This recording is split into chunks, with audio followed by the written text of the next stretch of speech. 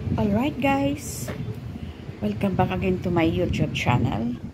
Good evening mga bossing. Yes, for today's, ulam, magluluto po tayo ng sinigang na bangus. Favorite ko po talaga yung sinigang na bangus kaysa ibang luto ng bangus. Kasi masarap yung sabaw niya, malinamnam. Ito yung bawang natin. Yung luya, kamatis, at white sibuyas. Wala kasi ako makitang pula, so nagbumili ako ng white. Kasi pag ito nagmahal, hindi ako makabili. Ito po yung bangus guys. Yes, dagupan po yan. Normally, pag nagbibili ako ng bangus, hindi ko pinapalis yung mga ganito. Kasi kinakain ko yan eh. Gamot yan sa hilo. Ito to. Yan. Yung pag nagta-travel ka, na may travel sickness ka, yan, kumain ka ng bituka ng bangus. Gamot po yun. And, awa ng Diyos, may apo na ako, hindi pa rin gumagaling yung travel sickness ko. Pero lang, mula nung naligo ako pala guys, doon sa Mount Province River, wala na, hindi na ako sumusuka pag nagbibiyahe. Yeah.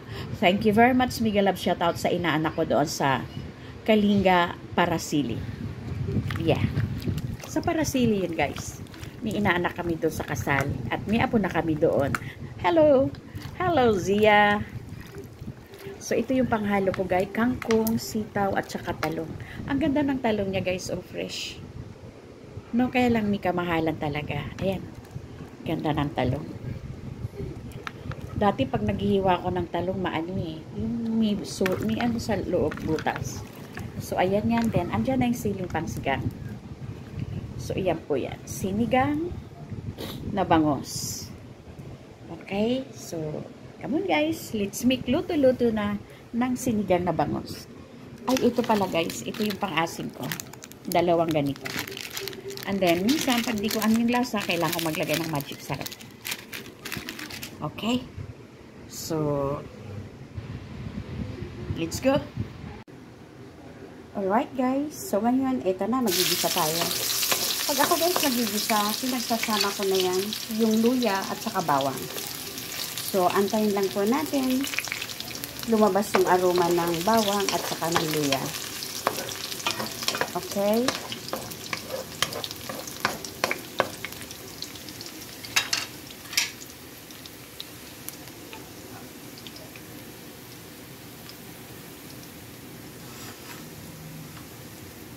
Then, isunod natin ang sibuyas. Wala akong handler.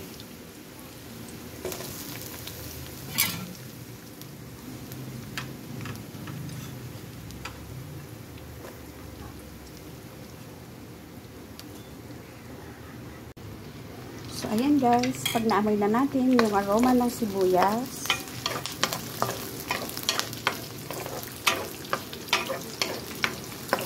ilagay na natin yung kamatis. Okay?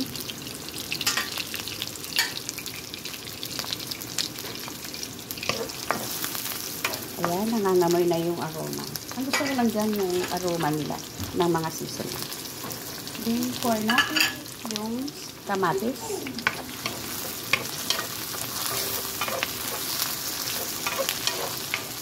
Ayoko sa lahat ng natatalsikan ko ng mantika ba. Umiinit. Masarap kasi guys ang sabaw na bangus. Kahit sabaw lang, ulam na. Okay. Simply the best. Pinoy na ulam. Kasi ito guys, napaka-simpleng lutuin, napakamura pero masustansya. Yung sinigang na bangus.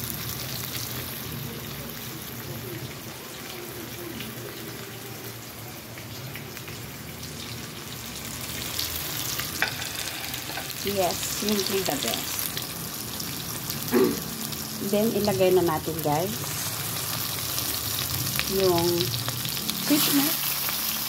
Okay, we're going to put the fish milk.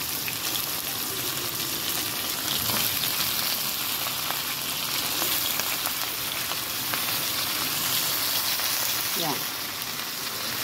Madali lang siyang lutuin guys.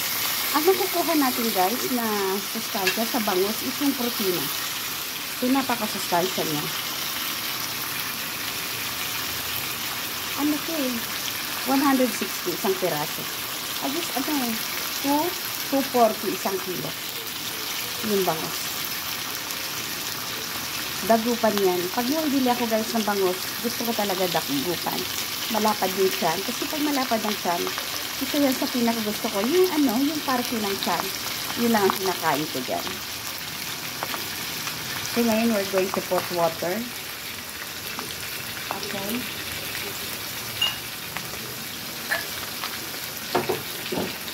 Para hindi masunog.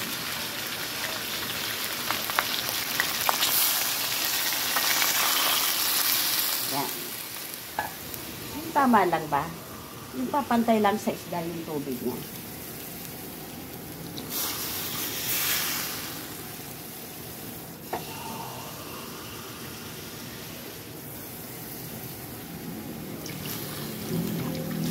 Okay na yan.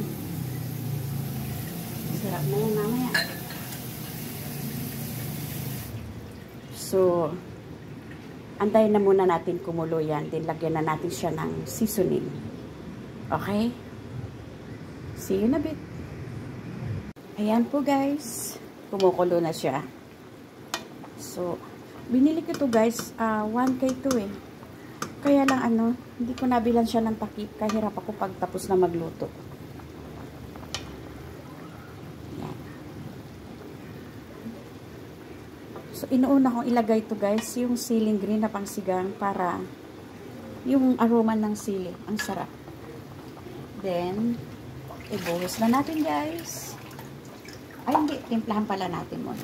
Bago ko ilagay yung gulay, kailangan timplahan ko na siya. So, ito yun. Lutuin muna natin siya. Gusto kasi namin yung maasim. Huwag naman masyado. So, dalawang ganun guys. 18 isa nito eh. 32 yung dalawa. Kailangan maluto natin yung bangos. 2 days ago ko pa yung binili. Nilagay ko lang sa freezer.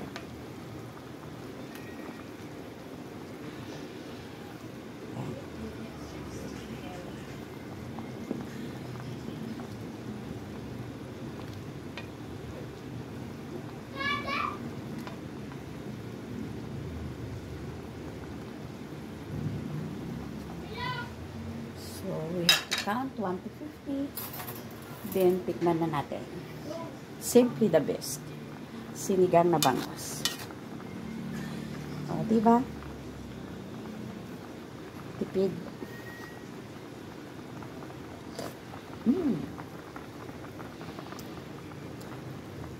Sarap.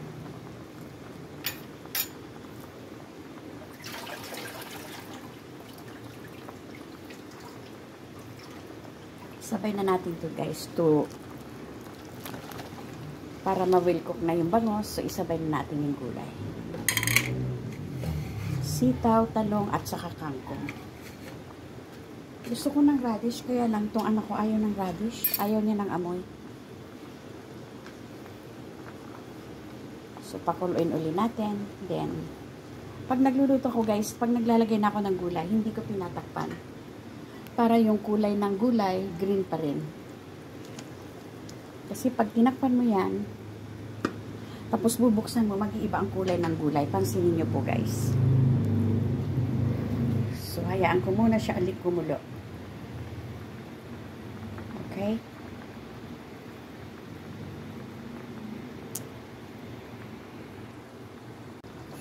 Ayan guys, luto na po yung ating sinigang na bangos. Okay, ayan na po siya.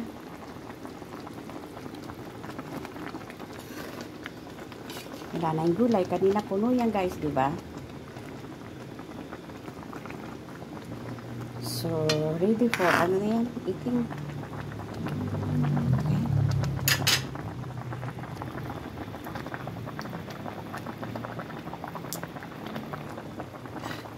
Ito yung sinasabi ko guys, oh.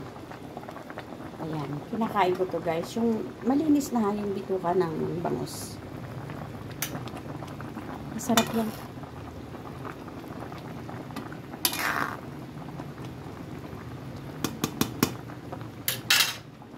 Alright guys. Again, shout out sa aking mga sponsor. To all the people with a beautiful heart. Thank you very, very much. Yeah, to all my sponsor, thank you. And of course, to all my members and my VIP members, maraming salamat. And also to all my viewers.